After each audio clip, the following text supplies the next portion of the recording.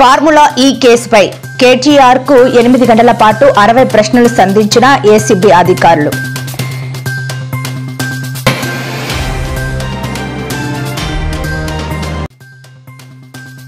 CM Chandrababu నియోజకవర్గంలో ఘటన తీవ్ర కలకలం. కుప్పంలో అప్పు వివాదం, మహిళను చెట్టుకు కట్టేసిన వైనం. కేటీఆర్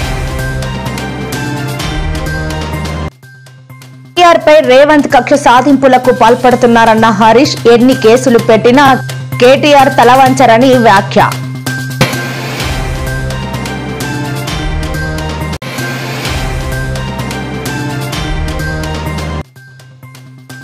హైదరాబాద్ లోనే నా ఫోన్ ట్యాప్ చేశారు. వైఎస్ షర్మిల సంచలన వ్యాఖ్యలు.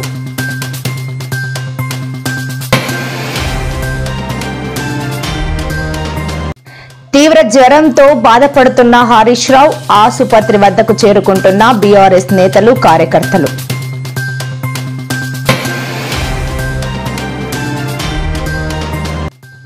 పెర్డి నానిపై జేసీ ప్రభాకర్ రెడ్డి సంచలన వ్యాఖ్యలు. తన కుటుంబంపై అక్రమ కేసులు పెట్టారని ఆవేదన.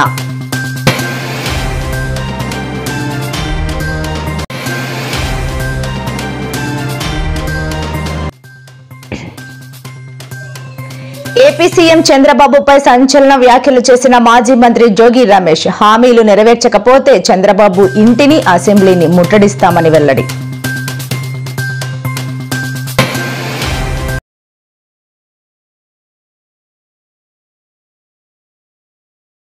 ఫార్ములా ఈ కార్ రేస్ నిర్వహణలో అవకతవకలు జరిగాయన్న ఆరోపణలకు సంబంధించిన కేసులో బీఆర్ఎస్ వర్కింగ్ ప్రెసిడెంట్ కేటీఆర్ విచారణ సోమవారం ముగిసింది.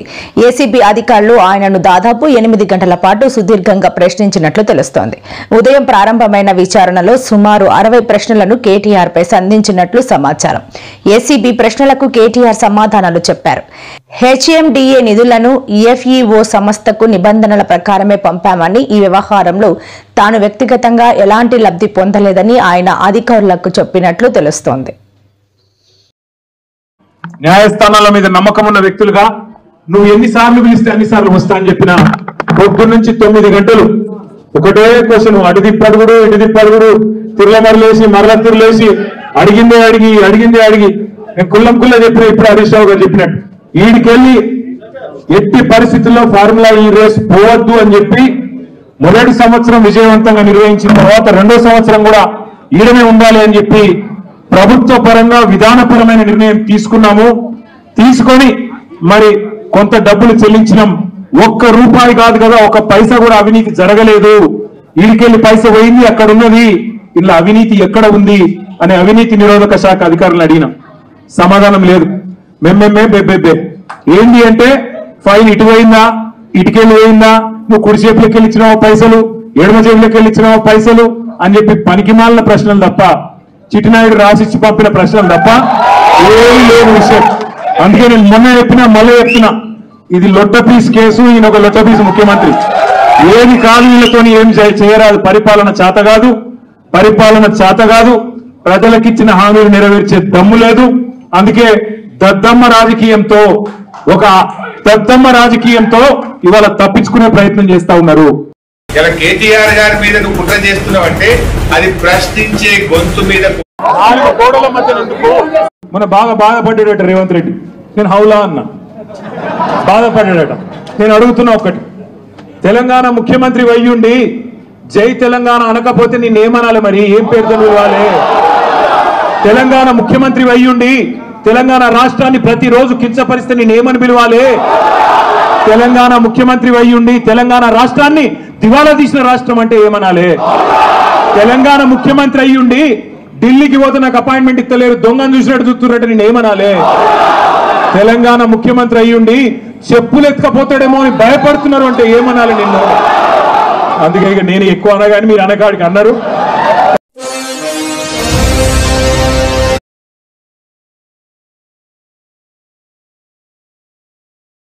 ఏపీ ముఖ్యమంత్రి చంద్రబాబు సొంత నియోజకవర్గమైన కుప్పంలో పట్టపగులు జరిగిన ఓ అమానుష ఘటన రాష్ట్ర వ్యాప్తంగా తీవ్ర కలకలం రేపింది. అప్పు తీర్చలేదన్న కారణంతో ఓ మహిళను అత్యంత దారుణంగా చెట్టుకు కట్టేసిన వీడియోలు సామాజిక మాధ్యమాల్లో వైరల్ కావడంతో ముఖ్యమంత్రి చంద్రబాబు తీవ్రంగా స్పందించారు. ఈ ఘటనపై తక్షణమే విచారణ జరిపి బాధ్యులపై కఠిన చర్యలు తీసుకోవాలని ఆయన పోలీసు ఉన్నతాధికారులను ఆదేశించారు.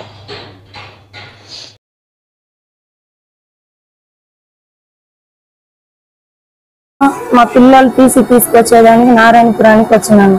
బైక్ లో తెలిసిన ఒక ఆయన తోడుకొని వస్తే అప్పు తీసుకున్నందువల్ల టీసీని చింపేదానికి ప్రయత్నించినారు. నేను చేయలేసి పీక్కున్నాను. ఆయన కూడా బట్టలనంతా గుంజి బయట వస్తేనే నన్ను కొట్టి లాక్కెళ్ళి చెట్టు కట్టేసి మార్చేసినారు. ముందు మా ఆయన్నే చేసినారు. నైటే తోడుకొని వెళ్ళి మా ఆయన దిగులు పడి వెళ్ళిపోయినాడు. వాళ్ళ తమ్ముడికి 16 లక్షలు ముందుకు నిలిచి ఇచ్చిన దానికి ఆ అప్పుకు దిగులు పడి మా ఆయన కొద్దిగా చేసినాడు. వాళ్ళు ఎట్లు ఇచ్చినారో అట్లా ఇస్తామని మంచిగానే చెప్తా ఉన్నాం. వినలేదు. చాలా దారుణంగా కొట్టి మా పిల్లోడు ఏడుస్తాంతో రోడ్డుకి ఇచ్చేసి మారి చేసిండారు. ఇస్తాము, మాకు ఏదైనా లోన్ వస్తే ఇస్తామని చెప్పినాము. ఈ మారి చేసిండారు. చీరనంతా ఇప్పి కొట్టి తాడు తీసుకొచ్చి కట్టేసి మూతినంతా గిల్లి గొంతు పిసికి చంపేస్తామని బెదిరించినారు. చెప్పితే కూడా వినలేదు. దారులు పోయి వచ్చేవాళ్ళు ఈ మారి ఇది కట్టేయడం లేడీస్ తప్పు అని చెప్పిన తర్వాత అప్పుడు కూడా ఏం లేదు. ఏమన్నా ఉంటే నువ్వు కట్టేసి తీసుకెళ్ళని చాలా దారుణంగా కొట్టినారు సార్. లోపల నేను మా పిల్లలు కూడా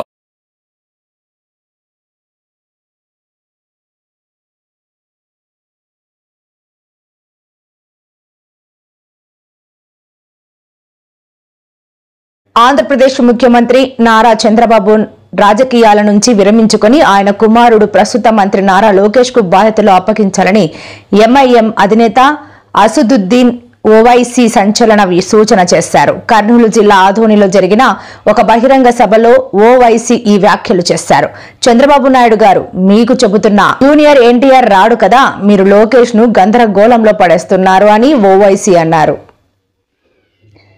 పల్నాడు జిల్లా से कह रहा हूं कि आपने अपने से ज्यादा नुकसान, अपनी पार्टी से ज्यादा नुकसान आपने अपने बेटे लोकेश का मुस्तकबिल उसको खत्म कर दिया आपने, क्योंकि आपके बाद तो आपका बेटा ही आएगा ना, जूनियर एनटीआर तो नहीं आएगा।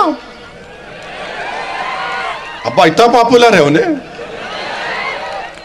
मेरे को नहीं मालूम आता क्या उन्हें, आता क्या नहीं न्यूज बनना ना, ये भी आप लोकेश को परेशान कर दिए। अरे उसका तो देख लेते, कितना तुम करेंगे, तुम हो गया ना 9 साल आंध्र प्रदेश के चीफ मिनिस्टर, 5 साल आंध्र प्रदेश के, बस है बच्चे को देखते अपने, मगर आपने लोकेश को परेशानी में डाल दिया। मेरे भाई सच्चाई, बाबू नायडू से कह रहा हूं कि आपने अपने से ज्यादा नुकसान, अपनी पार्टी से ज्यादा नुकसान आपने अपने बेटे लोकेश का मुस्तकबिल उसको खत्म कर दिया आपने, क्योंकि आपके बाद तो आपका बेटा ही आएगा ना, जूनियर एनटीआर तो नहीं आएगा। अब्बा इतना पॉपुलर है उन्हें, मेरे को नहीं मालूम आता क्या उन्हें, आता क्या नहीं न्यूज बनना ना, ये भी आप लोकेश को परेशान कर दिए। अरे उसका तो देख लेते, कितना तुम करेंगे, तुम हो गया ना 9 साल आंध्र प्रदेश के चीफ मिनिस्टर, 5 साल आंध्र प्रदेश के, बस है बच्चे को देखते अपने, मगर आपने लोकेश को परेशानी में डाल दिया। मेरे भाई सच्चाई,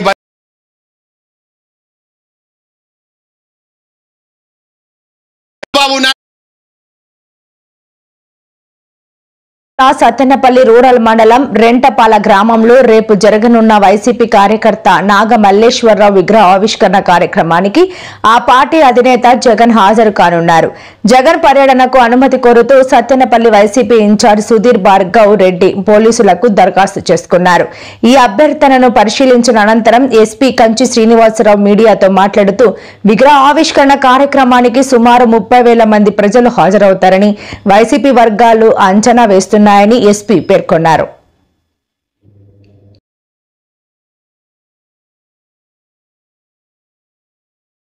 చూసి ఏం తెలియజేస్తున్నామంటే మీ తాలూకా ప్రోగ్రామ్కి మేమైతే ఎటువంటి ఆటంకము లేదు, కానీ మేము ఇప్పుడు పేర్కొన్నటువంటి కండిషన్స్ ఏవైతే ఉన్నాయో దీనివల్ల వాళ్ళ రిక్వెస్ట్ని కన్సిడర్ చేయలేకపోతున్నాము.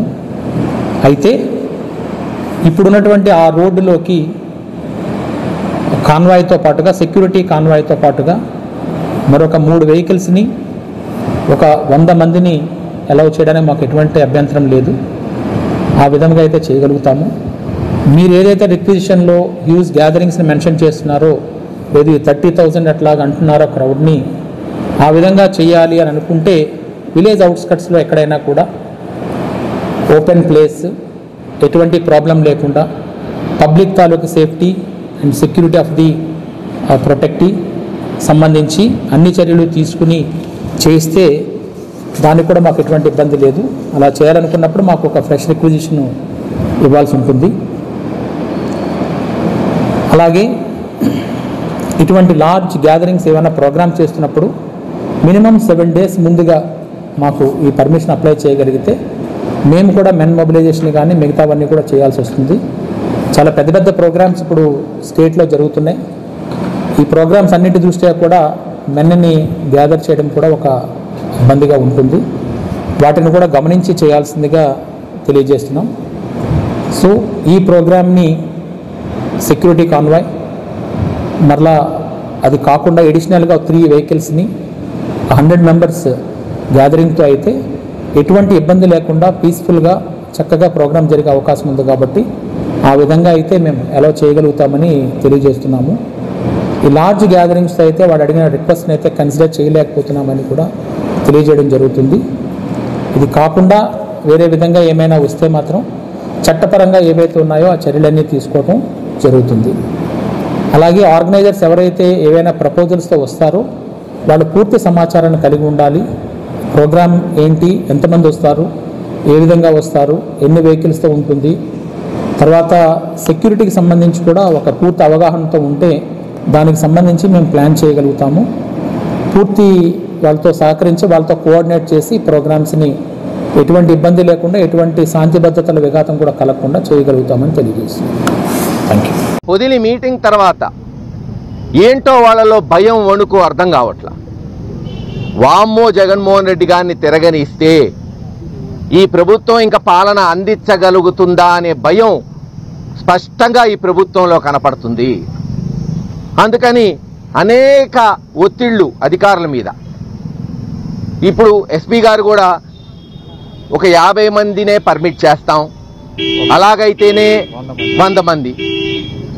నేను అడుగుతున్నా, ఒక ఎమ్మెల్యే స్థాయి, ఒక సర్పంచ్ స్థాయి పోతేనే పరామర్శకి ఆ గ్రామంలో 100 మంది వస్తారే, మరి రాష్ట్ర నాయకుడు మాస్ లీడర్ అయిన జగన్మోహన్ రెడ్డి గారు వస్తే ఆపగలుగుతామా ఎవరివన్నా? అయినా మేము మాట ఇచ్చాం అందరూ నాయకులు. సార్ వాస్తవంగా మేము అందరూ కార్యకర్తలు రావాలి, జగన్మోహన్ రెడ్డి గారిని చూడాలి అంటున్నారు. మేము మొన్నటి వరకు మా నియోజకవర్గాల్లో పోనీలే కార్యకర్తల వరకు తలా ఒక 50 వెహికల్స్ 100 వెహికల్స్ పెట్టి తీసుకెళ్దాం నియోజకవర్గాల నుంచి అనుకున్నాం. కానీ మీరు సెక్యూరిటీ ప్రాబ్లం అంటున్నారు, మీ నాయకుడికి ఆపద రావచ్చు అంటున్నారు, వెహికల్స్ ఆపేయమంటున్నారు. అంటే ఎస్ మేము మాటిస్తాం, ఒక్క వెహికల్ కూడా పెట్టము. మాకు కావాల్సింది జగన్మోహన్ రెడ్డి గారి రావటం, ఆ కార్యకర్త కుటుంబాన్ని పరామర్శించటమే మాకు ముఖ్యం. వేరే ఏ విషయం మాకు ముఖ్యం కాదు. జగన్మోహన్ రెడ్డి గారికి జనం ఉన్న అనేది భారతదేశం మొత్తం తెలుసు, కొత్తగా తెలియజేయాలయ్యింది. ఎక్కడ మేము సమీకరణ చెయ్యము, స్వచ్ఛందంగా కేవలం మేము కూడా ఆయనతో పాటు ఆయన వెనకాల నడుచుకుంటూ పోయి పరామర్శిస్తూ వస్తాం అని చెప్పాం. వారు ఆలోచించుకొని చెప్తామన్నారు. ఖచ్చితంగా పర్మిషన్ ఇవ్వాలి. జగన్మోహన్ రెడ్డి గారు రేపు 6 6 తాడేపల్లి నుంచి వచ్చి నాగమల్లేశ్వరరావు గారి కుటుంబాన్ని పరామర్శిస్తారు. 3 వారాల పాటు స్తబ్దుగా ఉన్న నైరుతి రుతుపవనాలు అటకేలకు తిరిగి వేగం పుంజుకున్నాయి. దేశంలోని పలు ప్రాంతాలకు విస్తరిస్తున్నాయి. ముఖ్యంగా పశ్చిమ తీర రాష్ట్రాల్లో భారీ వర్షాలు కురుస్తున్నాయి. ముంబై నగరాన్ని వానలు ముంచెత్తగా కేరళలోనూ జనజీవనం అస్తవ్యస్తమైంది. రానున్న రోజుల్లో మరిన్ని రాష్ట్రాలకు రుతుపవనాలు విస్తరించనున్నాయని ఐఎండీ వెల్లడించింది. రుతుపవనాల ప్రభావంతో మహారాష్ట్రలో ముఖ్యంగా ఆర్థిక రాజధాని ముంబైలో వర్షాలు బీభత్సం సృష్టిస్తున్నాయి. ముంబై నగరం శివారు ప్రాంతాల్లో కురుస్తున్న భారీ వర్షాలకు లోతట్టు ప్రాంతాలు జలమయమయ్యాయి.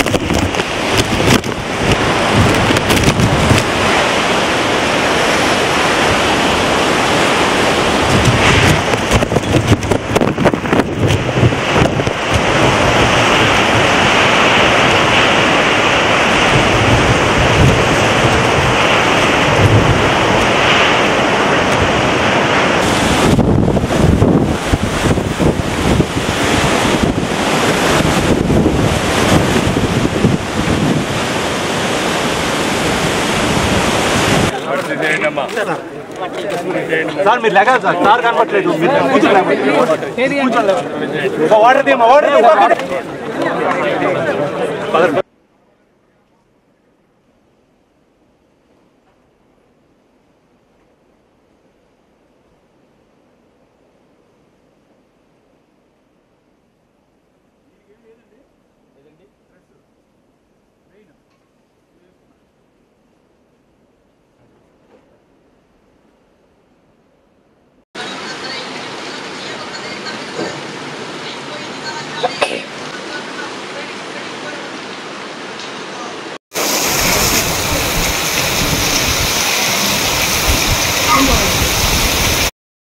ముఖ్యమంత్రి రేవంత్ రెడ్డిపై బీఆర్ఎస్ సీనియర్ నేత మాజీ మంత్రి హరీష్ రావు విమర్శలు గుప్పించారు.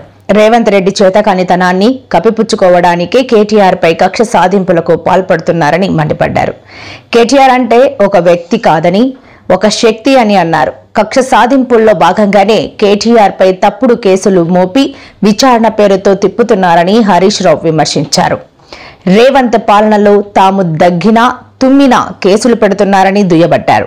కేటీఆర్ కు లక్షలాది మంది బీఆర్ఎస్ కార్యకర్తలు అండగా ఉన్నారని, కేటీఆర్ ను ముట్టుకున్న వారు భస్మమవుతారని హెచ్చరించారు.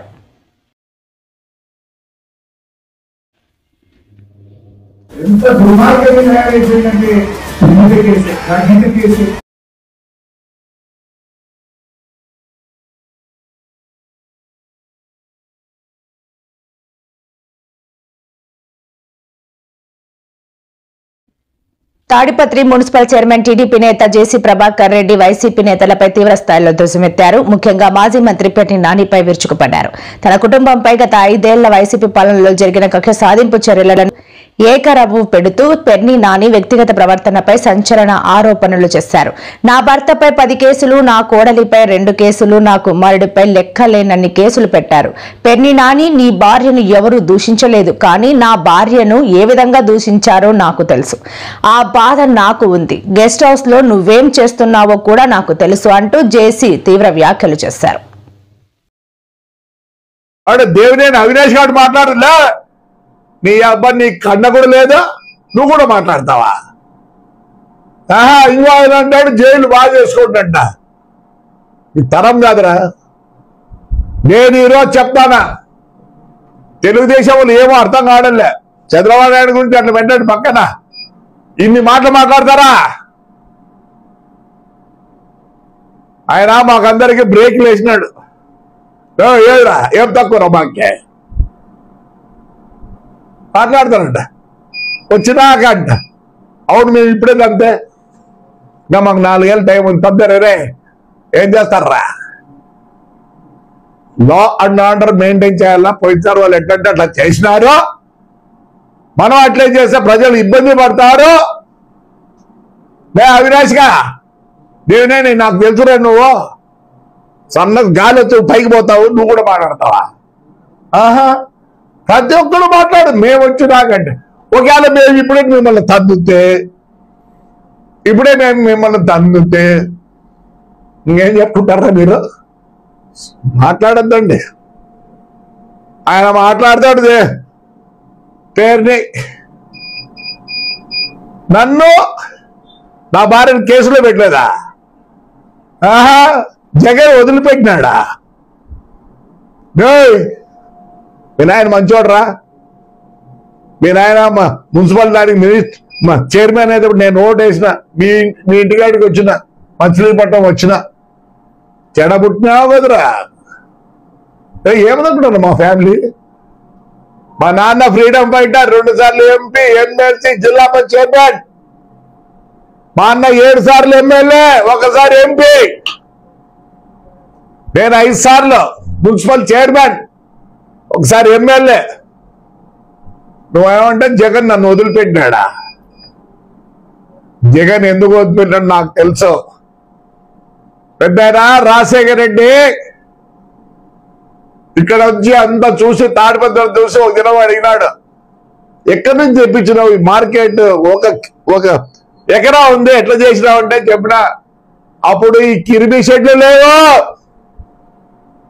రసల్ కైమ నుంచి తెప్పించిన, ఇంపోర్ట్ చేసుకొని టిటికాన్ పోర్టుకి తెప్పించి స్టేట్ బ్యాంక్ ఆఫ్ ఇండియాలో డాలర్స్ రూపంలో చెల్లించి కట్టారు. అది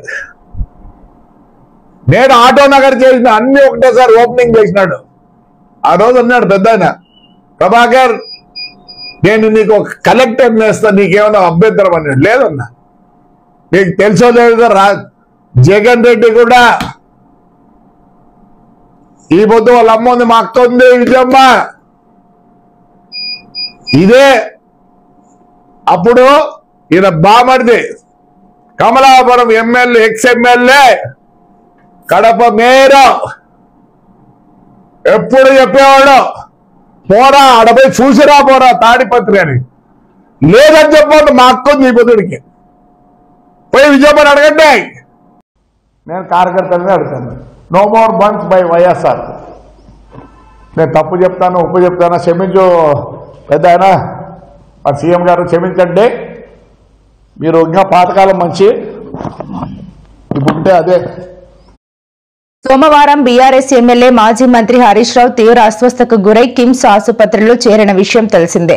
నిన్న మాజీ మంత్రి కేటీఆర్ ఏసీబీ విచారణ సందర్భంగా ఉదయం నుంచి హరీష్ రావు హైదరాబాద్ లోనే ఉన్నారు.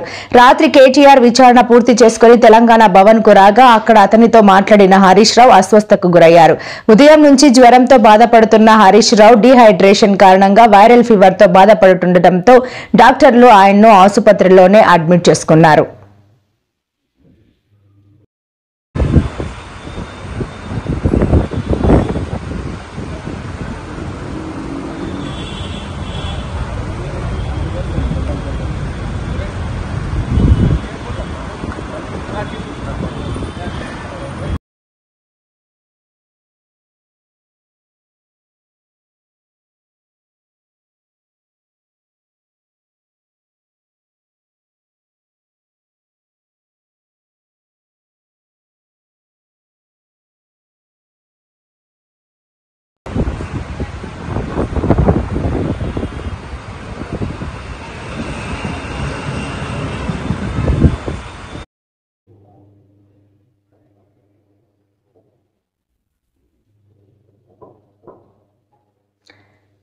ప్రజలకు ఇచ్చిన హామీలను ముఖ్యమంత్రి చంద్రబాబు నెరవేర్చకపోతే ఆయన ఇంటినే కాదు అవసరమైతే శాసనసభను కూడా ముట్టడిస్తానని వైసీపీ నేత మాజీ మంత్రి జోగి రమేష్ తీవ్ర హెచ్చరికలు జారీ చేశారు.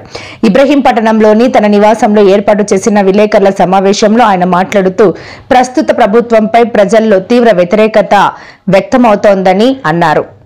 ప్రజాపక్షాన నిలబడి పోరాడతామని, ఎన్నికల సమయంలో తెలుగుదేశం పార్టీ ఇచ్చిన సూపర్ 6 హామీల అమలుపై ప్రభుత్వాన్ని నిలదీస్తామని స్పష్టం చేశారు. నరాల్లో జీర్ణించుకున్న విషపు రాజకీయ కుట్రలో ఒక కోణం రాయి విసిరించుకోవడం, బీసీలు కూడా ఆర్థికంగా పైకి తీసుకురావాలన్నది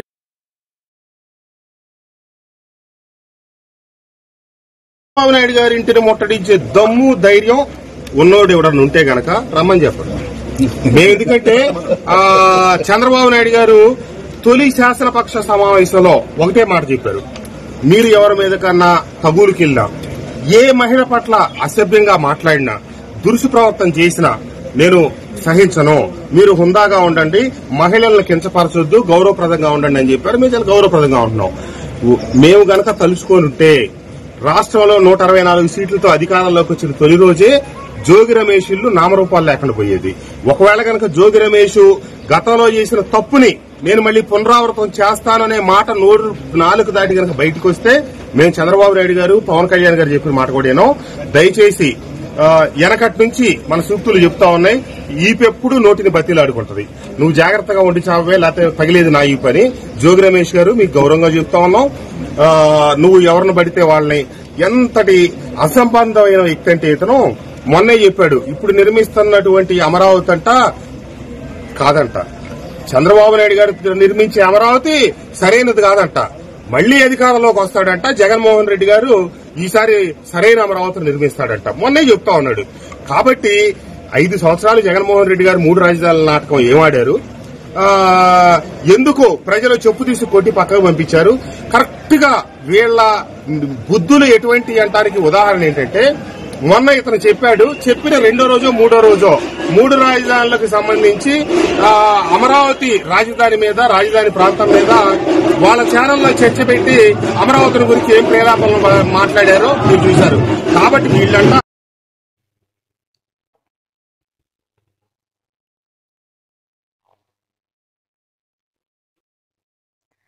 ఫోన్ ట్యాపింగ్ కేసులో కొత్త ట్విస్ట్ చోటు చేసుకుంది. ఏపీ కాంగ్రెస్ అధ్యక్షురాలు వైఎస్ షర్మిల ఫోన్ ట్యాపింగ్ పై సంచలన ఆరోపణలు చేశారు. తన ఫోన్లు కూడా ట్యాప్ అయ్యాయని షర్మిల ఆరోపించారు. హైదరాబాద్ లోనే తన ఫోన్ ట్యాప్ చేశారని అన్నారు. తాను ఎవరెవరితో మాట్లాడుతున్నానో ఎప్పటికప్పుడు జగన్ కు చేరవేశారని అనుమానం వ్యక్తం చేశారు. ట్యాపింగ్ గుర్తించి వ్యక్తిగత ఫోన్లను మార్చినట్టు చెప్పారు. ఇదిలా ఉంటే షర్మిల కోసం Prabhakar Rao team code language ఉపయోగించారని ఆరోపణలు వస్తున్నాయి. ఫార్ములా